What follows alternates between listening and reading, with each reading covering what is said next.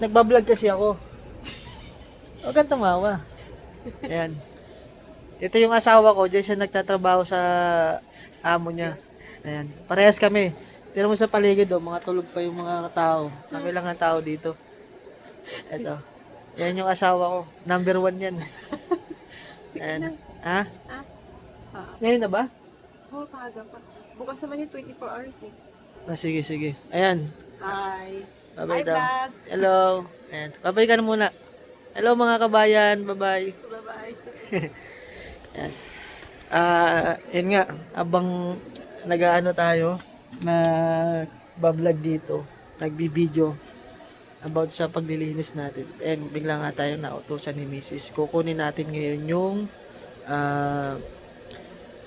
damit ng kanyang amo na pinalaban sa laundry. Yan. Ganyan ang ano natin dito, trabaho natin dito. Kasi syempre nakikisama tayo sa amo niya.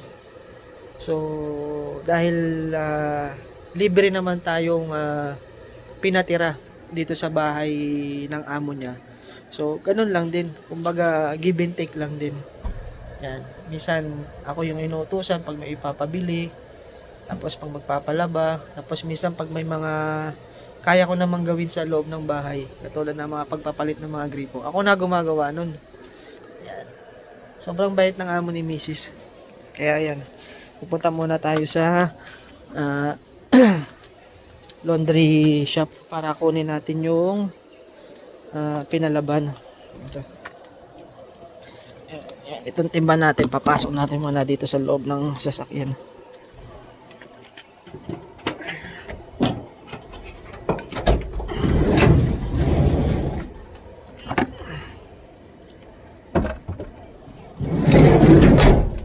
Guys, ano nga pala, ngayon pala dito sa araw ng Biyernes, day off dito ngayon ng mga tao. Pinapansin nyo, wala mga tao.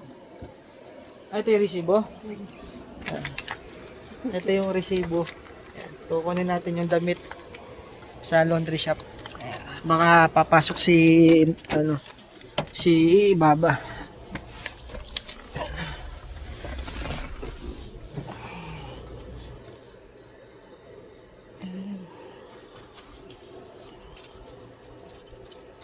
Hindi naman sobrang dumi ng nasasakyan ko. Kailangan natin siyang i-maintain ng kalinisan para tumagal ang ating gamit. Tingnan nyo guys, ito yung sabi ko sa inyo. Nung binigay sa akin tong sasakyan na to, 10 kilometer lang. January yun January this year, January 2020. January 2025 ibinigay sa akin to. January 27. Bali ilang months na sa akin to. 9 months. Ayan, tinakbo niya. 29,907. Yan. Bukas, Sabado, kailangan ko na siyang ipa-change oil. Pangatlong change oil na niya simula nung binigay sa akin to ng company ko tong sasakyan na to. Yan. Tapos every 10,000 kilometer kailangan nating i-maintenance tong sasakyan natin. Idadalhin natin dun sa may kasa kung saan natin kinuha itong sasakyan sa may Suzuki sa Industrial Exit 18. Dun yung kasa nila. Tapos pa siya, under warranty pa siya. Kaya pagka ipapa-change oil, doon natin siya dadalhin. Tapos i-maintenance yung engine. Tapos papalitan ng mga coolant. Tapos titingnan kung meron pang langis yung brake fluid. Tapos yung radiator, pinapalitan ng coolant. Ayan. Punta muna tayo sa laundry shop para kunin natin yung pinapakuha ni Baba. Ito yung resibo.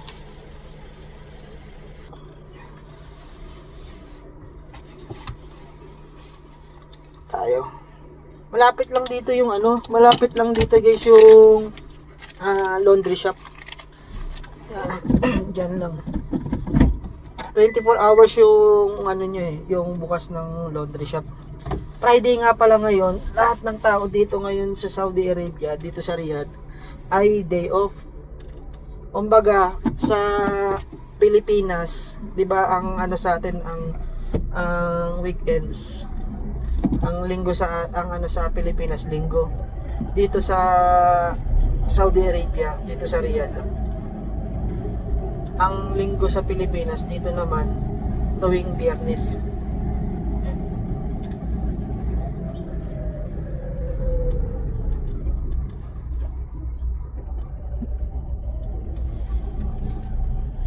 Napakasarap dito sa ano, sa Saudi Arabia. Napaka-peaceful ng ano, ng lugar. Wala kang makikitang mga nakatambay. Tsaka napaka-safe siya na bansa.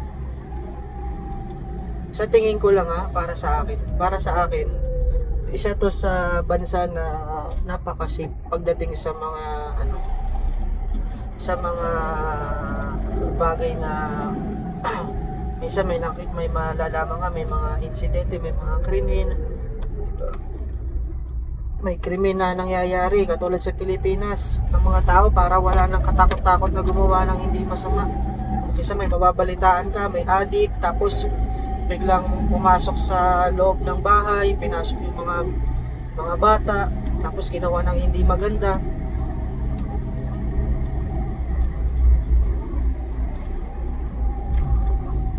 Kasi kung tutuusin lang sa Pilipinas, masarap mamuhay sa Pilipinas. Napakasarap, kasama mo yung mga pamilya mo, kasama mo yung mga ano. Masarap mamuhay ng ganun.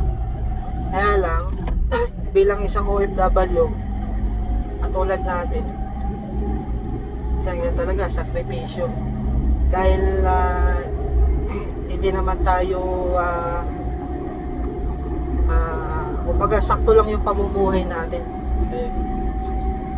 Syempre ang mga bata habang lumalaki, syempre lumalaki din yung pangangailangan nila, lumalaki ang gastos. So kailangan natin may provide yun sa mga anak natin. Kaya kahit malayo dito tayo sa bandang Saudi Arabia, sa Riyadh, talaga sakripisyo at tiis para sa kinabukasan ng ating mga anak.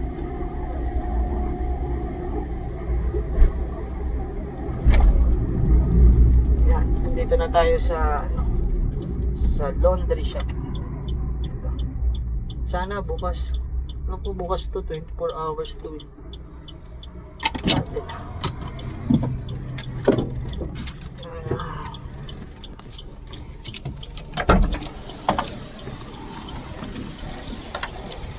Hello bro, assalamualaikum.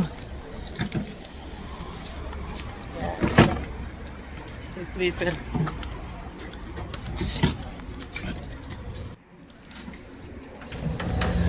Ayan mo bro.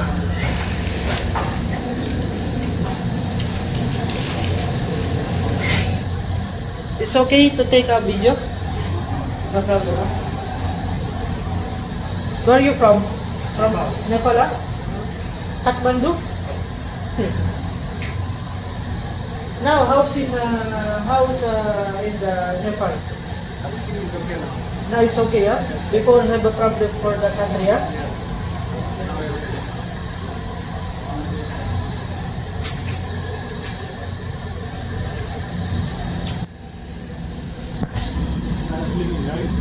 Huh? From Philippines, yes.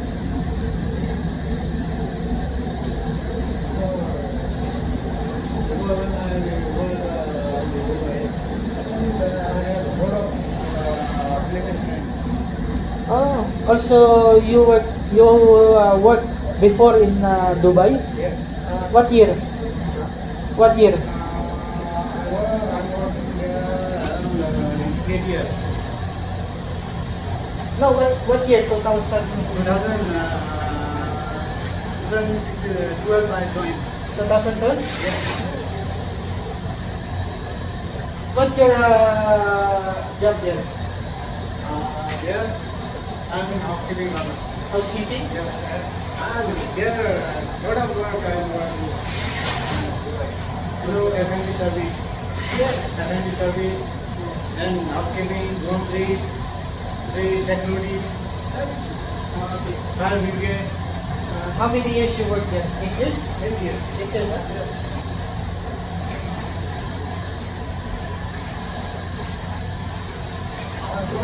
Lot of friends here. Also, you have co-workers Filipino in Dubai? Yes. Kabayan, ha? Yes. Lot of. What's your name, bro? Pritam. Pritam. Pritam? Yes.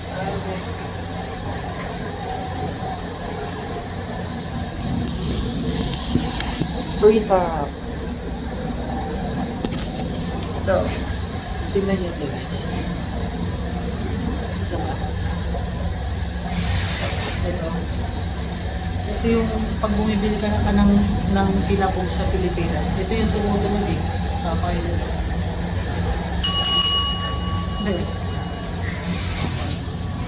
Oh, to watch. How many this one? This one. Around 10 is 1, 2, 3, 4, 5, 6, 7, 8, 9, 10. One uniform, and then how many tube? 1, 2, 3, 4, 5, 6, 7. 7 crore. 7. One uniform. Okay. And then, oh, tingnan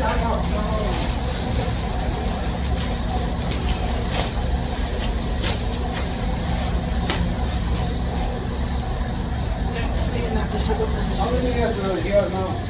You work Now, 9 years. 9 years. Yes. 9 years. Same company? No, before 2017, I'm working in Danube. Danube company. You know Danube? Supermarket. Only 2 years. 2 years. Then after that, I decided to go exit. Then I apply this new company, Unicharm.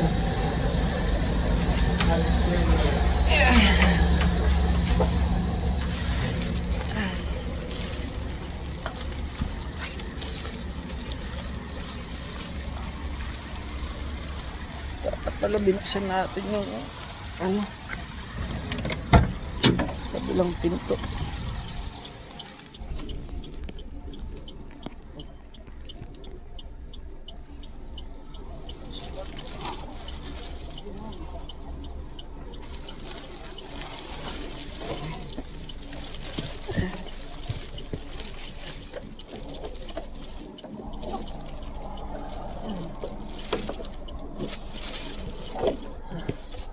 Yung haba.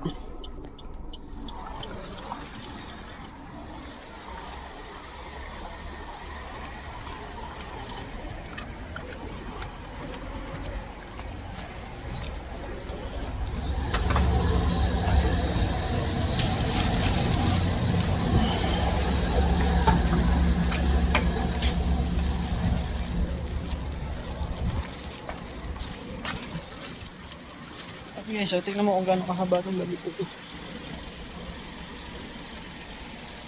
Sasayad na sa lupa eh.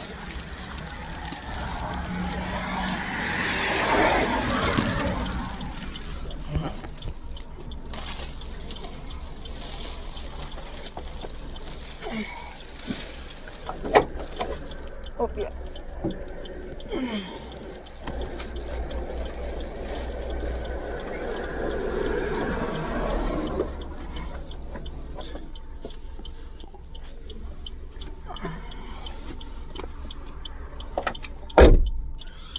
Yan o.